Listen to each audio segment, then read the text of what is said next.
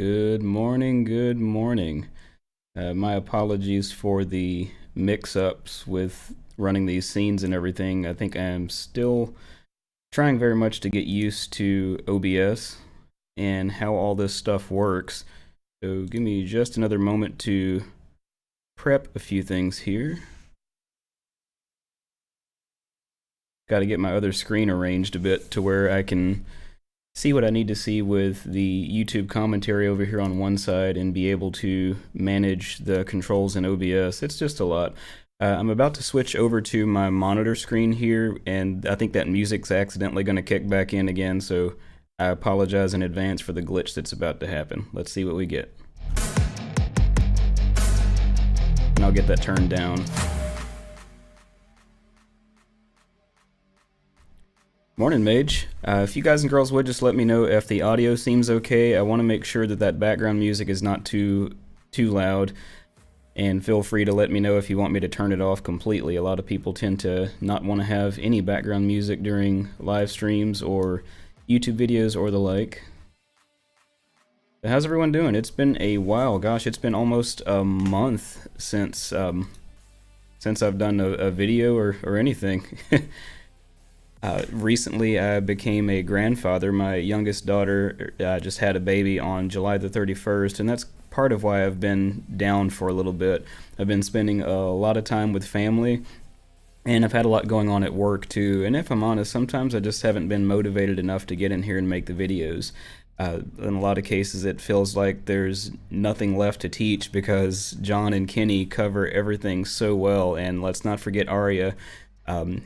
Gosh, there's so many great educators out there that are putting out some fantastic content, and many of them are actively working as producers as their day job, for lack of a better word. For me, I work in a clinical setting. I work for a nephrology clinic, and doing audio is not my day job. And as such, since I'm not doing a whole lot of recording like I used to, gosh, I guess in a lot of cases I feel like I just don't have much material to present, you know? And it looks like I have got the wrong screen up and running here. Let me switch this. Nope. There we go. This whole time I thought that I was addressing you directly, but I guess you've been looking at my resolve screen instead of me. So, like I said, I'll get used to this eventually. I want to start doing a whole lot more streaming to be able to do questions and answers and show more stuff with what I'm doing in Resolve as well as in Reaper. Answer any questions, do more drum editing. I definitely want to do more live drum editing. I know that I've got the course on ProMix Academy, and of course I will continue to try to push that, but I also love doing that kind of thing live to where I can talk with other people, answer their questions, bounce off different ideas of things we can try in Reaper, and see what shakes. Well, I figured for today, since my wife is out for a little bit, and I finally got around to recording a new video for the channel yesterday, I wanted to get that edited, and I'm starting a second channel called Let's Talk About Resolve. I've already done one video for it, and it was the last quarter of last year, and if I look back at it, I felt like it was way too long, and I wanted to kind of get back to my roots, how I started this channel, which was short, to-the-point videos with quick tips that you can take away and that are immediately usable. So I've since pulled that video from the channel, so if you do go and find Let's Talk About Resolve on YouTube, you won't see any content, but I've got some things in the works for that. If any of you are interested in learning more about Resolve and doing video editing, I invite you to check out the channel and keep an eye out for that new video soon. Let's see. I have really got to get these comments over on this other screen. It's so hard to keep up with this stuff. Mage says, I haven't done much messing in the DAW, working on getting my prose up to standard. Oh, prose. Why did I not know what that word meant? You mean as far as writing? I'm very curious to see what you got going on there. I definitely love a good fantasy novel. I was really big into Terry Brooks back in the past. The Sword of Shannara series was one of my favorite book series ever, and I really got into the Dungeons and Dragons books like Ravenloft. That series was good. But all that said, if you guys have any more comments, feel free to throw them in the chat session there. I'm going to rearrange my screens one more time to try to get this chat window. Hey Pat, welcome aboard. I hope that I've got my chat window where I can see that a little bit better. And let's go ahead and switch over to my Resolve screen and I'll show you what I've got going on. Once again, if the music is too loud, let me know. I'll probably end up just pulling it out completely. The video that I've got here that I'm working on is about using the volume pre-effects envelope or envelope, or however the heck you say that word. I think in most of my videos where I use that word, I probably say it 3 different ways across the span of the video. You can see that I've got it chopped up. I'm still in the editing phase. The way that I record my videos is I will use the same camera that I'm using now, which is a Panasonic Lumix GH6. The lens that I've got on there currently is a 17mm TT Artisans. It's like a pretty inexpensive Chinese-made lens with an f-stop of, I think it goes as low as 1.7. It's great for getting a significant background blur and working in low-light conditions, which I do like low-light conditions. I can show you what I've got so far. Well, let me back up a step. So I'll set my camera up here. I've got my mic that is, I think is probably ever so slightly off frame right now, or out of frame.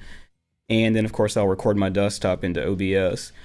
When I do my videos, I don't really have a script. I'll generally have a rough idea of what I want to do, and I'll just kind of sit here and fiddle through it and do my best to articulate what I'm trying to do. In a lot of cases, like in this video, it's probably going to end up being maybe 7 to 10 minutes, but I've whittled it down from about 15 and I'm still going.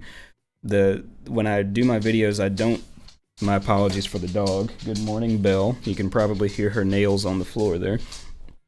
But when I record, I don't, like, as I said, I don't have a script. I'll kind of wing it, and as I make a mistake, which I do often, I'll just kind of pause, not literally on the camera or in the recording. I'll let the camera continue rolling the entire time. Belle, can you please lay down somewhere? You're making a lot of noise, kid. And then I'll just kind of go back and restate what I was trying to say, hopefully more clearly. And what you're seeing on the screen here in Resolve is where I'm chopping up a lot of that stuff to make it seem like I'm actually flowing smoothly with my speech. Now, if you look at the footage up here in the top left, or in the left viewer, this is the source viewer, and the right viewer is called the timeline viewer. Now my footage looks fairly washed out, and that's because I filmed to a logarithmic profile. I use Vlog, and it's the best way to think about that is like a digital negative, and you have to expose it in post. I tend to do my coloring after doing my primary edit because well, it's just best to get into it's best to get into a good workflow and make your what they call radio edit first, just to make sure that all of your audio and everything flows properly.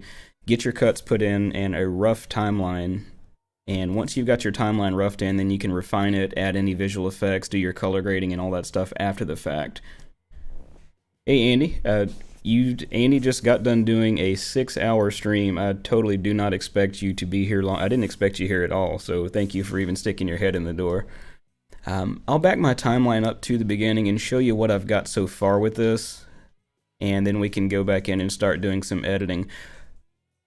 Let's see here. Again, what this video is going to be ultimately about is using the volume pre-effects envelope. This came about because a viewer on one of my previous videos about using the volume knobs on media items in Reaper was asking how he can get multiple volume knobs across the different across multiple clips. Because in my video I had several clips on one track, and I think he just kind of didn't understand that you can split the audio, and everything that you split will have its own volume knob once you enable the knob, of course, because at that point it becomes its own media item. All that said, let me close out of my source viewer, and I will full screen this and let you see what I've got so far. You get a sneak preview of the next video. Oh, once again, this is not color graded, and the audio is not been processed yet. So just keep in mind that all this is raw. Hey, it's Mike. Let's talk about Reaper. My apologies for being a bit absent for the past month. I've had some life changes and have recently become a grandfather. Join me in welcoming baby August to the Reaper family.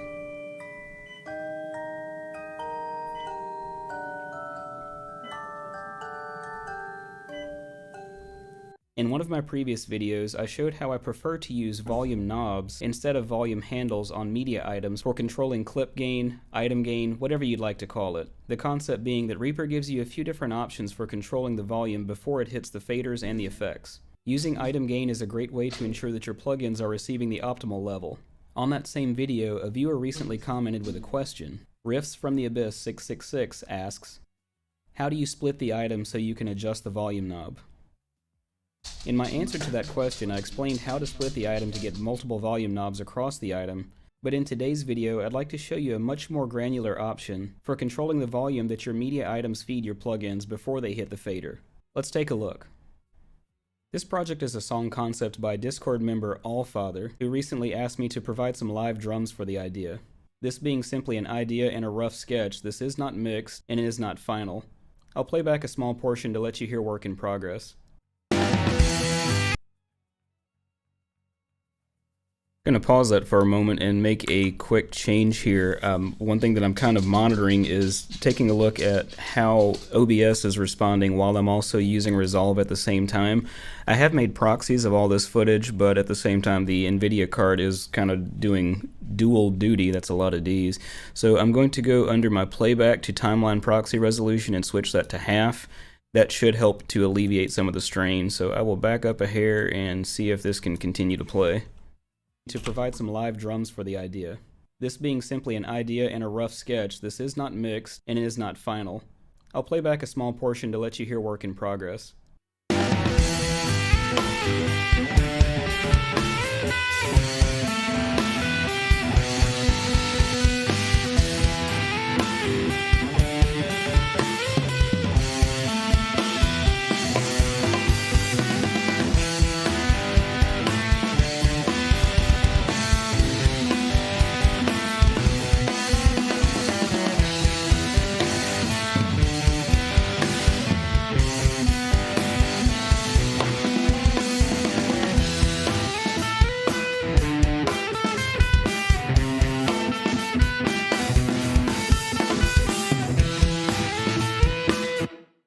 I like the vibe and the direction that the song is going, and I'm looking forward to continuing to work with Allfather to complete this project. For the sake of the lesson, let's take a look at track number 9, which is my snare top. Alright, I suppose that's probably enough for right now, just to give you a rough idea of what I'm doing. I think that I'll probably have to make some more changes in OBS if I want to do this again, and maybe use software rendering over there instead of pushing it through the NVIDIA card at the same time. And now if any of you have any questions about anything in Resolve, particularly in Fusion, because I'm currently working to get my next level of certification. I've got 2 certs so far, and I'm working on my visual effects and compositing cert at the moment, so I definitely love getting into Fusion. There's one thing that I did right around here, I don't know how visible this is with you being on a 4K screen, but since I've gone to 4K screens, I find it very difficult to go back to 1080p, and I know that that's a pain point for some of my YouTube videos because it's difficult for people to read things on the screen. And because of that, I've started to just work more in Fusion to zoom in and out of specific things that need to be clearly read on the screen. In this particular clip that's about to show, I ran into an issue where I hit the key press to make a track larger in Reaper, and I did not get the result that I expected. Let me see if I can play this back sufficiently for you. I'll expand the track for better visibility, which did little to nothing. And in the upper left corner of the media item, that probably wasn't anywhere near as visible as I hoped it would be. Let me see if I can let me turn my caching on and see if that'll help. And for anybody who may have just joined in, the issue that I'm having at the moment is that my NVIDIA card, which I've got the RTX 3080, the 16 gig model, but OBS is using it at the same time that Resolve is trying to use it for processing video. Let's try this again. I'll expand the track for better visibility, which did little to nothing. And in the upper left, and in that particular scene right there, what happened was, I don't know if you caught that, but this track, it only expanded maybe, gosh, about 1/4 of an inch taller, which was nowhere near enough. So I made this little clip. I'm trying to add a few more visual effects into things to spice up the videos a little bit. And the way that I made that clip is I took my video layer and I merged it with the OBS layer and brought it into Fusion. So let's take a look in Fusion and see how this is created.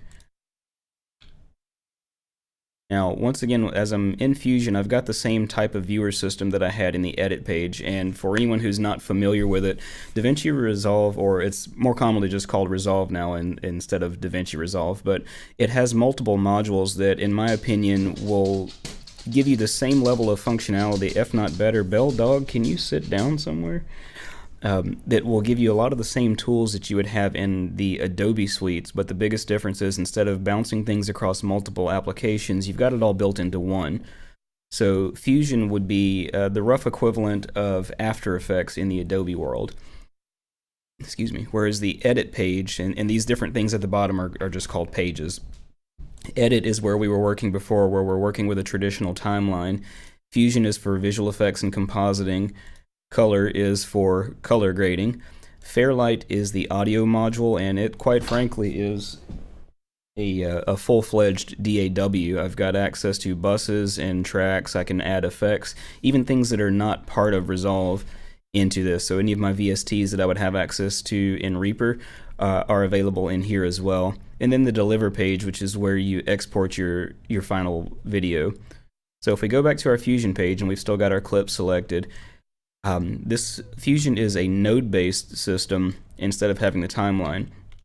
And that's a little bit confusing at first for a lot of people because they're just used to working in a timeline, both in audio as well as in video. But the beauty of the node-based system is that the physical order, well, how can I word this? The physical layout of these nodes is not quite as much important in the traditional sense as it would be in a timeline type of editing. The nodes are more of a flowchart. So here we can see I've got media into, and if I place that into my left viewer, now in this case we don't have a source and a destination viewer. I can choose, or excuse me, a source and timeline viewer. I do have two viewers, but I can put any of these nodes into any of these viewers. My viewer on the right, and I'll close my inspector to get that out of the way for a moment, as well as the media pool here. My viewer on the right is currently showing media out, and media out is what goes back into the edit page. So everything that's in here adds up to create what we're seeing on this screen right now, which is what goes back into my edit page. That probably sounds a little bit confusing, but here in media in, this is my source clip, or one of my source clips, which looks to be my camera. Here I've got media in 1, and if I put that into the viewer number 1, that is my OBS layer. So a smarter me would go and rename these nodes. So I can rename this node to OBS. That way it's much easier for me to, at a glance, know what's what. And I'll rename this node camera or mic or whatever. Now these two nodes are piping into a merge node. And a merge node does exactly what it says, is it merges two different types of nodes together. And I'm not sure if you can see this clearly because of my screen resolution, but this green arrow here on the merge node is the foreground. The orange arrow, if I can get up here, this orange arrow is the background, and the blue arrow is for masking. And what masking will do is will cover up or reveal, depending on whether you've got it inverted or not, the desired area of the foreground. So in this case, we can see that I am the foreground in the final shot, and if I were to bring down an ellipse node, and we can see I've got a circle here, but since this ellipse is not actually connected to anything, it's not doing anything yet. Let's take this ellipse and just get it placed where we'd like. Let's see, I'd like to place it over my face here, keeping in mind that my face is currently the foreground. And if I pipe this ellipse into the mask input, now that is the only part of the foreground that's being shown. And I can take this ellipse and move it anywhere on here to reveal more of that foreground. Now if I open up my inspector with the ellipse node selected, I can invert this, and now it's backwards.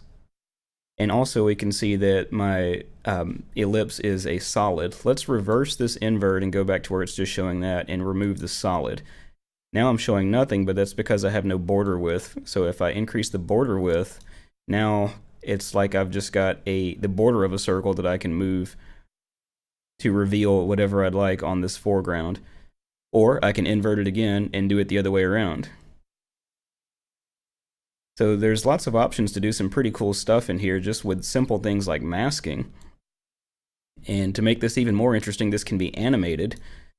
These diamonds over here on the right side are for keyframes, and if I'd like, I can pick any point in this timeline. Like, let's say at this point in time, I'd like for this to be here. So I can click on my ellipse node, which is of course showing here in the inspector, and add a keyframe for the center position. And let's go back a few frames, and we'll move over here. Now, since I've already got one keyframe made, we can see that it's added another, and I can bounce back and forth between those two keyframes. And what Resolve is going to do is calculate and animate between those two. Now, this will probably stutter a little bit since I'm streaming at the same time, but let's see if we can play this back, which did little to nothing. And we can see that animation just by making two simple keyframes.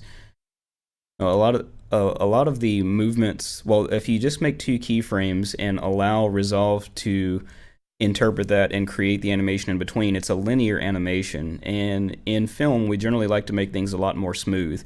I can smooth out the movement of that animation by going to the spline editor, and with my ellipse selected, I want to smooth out the movement of that center displacement that I just created with the keyframes here. I can click a button to see all of my keyframes, which again I've only got two, and I can select all of those and press the letter S to smooth those out. And that act alone will make that movement a lot smoother. So if I go back and play this, which did, of course it's not going to be smooth for you since once again the whole issue of trying to stream while using way too much of the resources of the NVIDIA card. But if I go back to my edit page, if you can see this red line across the top here, it's starting to cache that animation, and if I allow that blue line to fill up, I should be able to play that back smoothly now, which did little to nothing. And we can, which did little to nothing. So anything that is taking up too much resources, if you've got your settings right, you can just allow those things to cache, so it'll play back smoothly in time. Now granted, I don't want that effect, I just kind of wanted to show you something that was possible. So I can go right back into Fusion and simply remove this ellipse node, and that's gone. So breaking down what I'm actually doing in this scene, once again we've got our camera layer, which is fed into the green input, which is the foreground of my merge node. Some people may find that a little bit confusing because if you look at the way this is arranged spatially, the camera is beneath the OBS layer. But once again, this doesn't work in the same fashion as a traditional timeline in a nonlinear video editor. By that same token, I can take OBS and move it down and move the camera up, but that physical orientation simply does not matter because this is piped in to be the foreground, and no matter where I place it physically, it's always going to be in the foreground unless I change it to a different input.